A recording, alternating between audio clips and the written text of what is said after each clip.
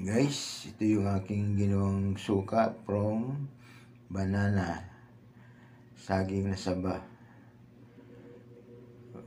So, gagawa ko na uli ngayon ng suka. Ito yung hiniwa ko na saging na saba at para gawing suka. Napakasarap ng suka na galing sa saba. Ito yung mga overripe na saba.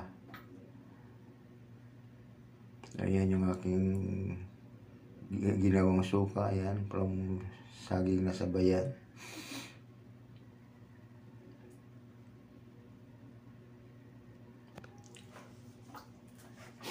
Ayan, nalagyan ko na ng tubig.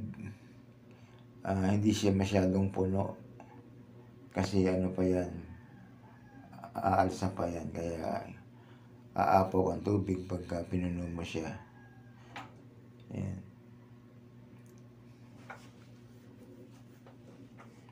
Kaya kung meron kayong mga overripe, huwag nyo lang overripe na saging na saba o anuman saging, huwag nyo itapon at pwedeng gawing suka.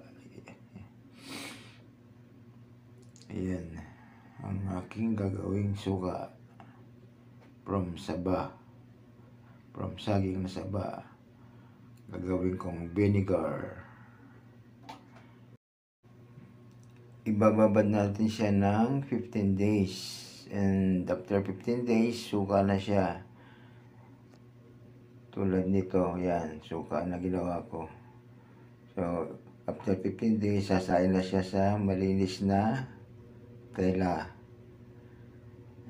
para hindi sumama yung mga saging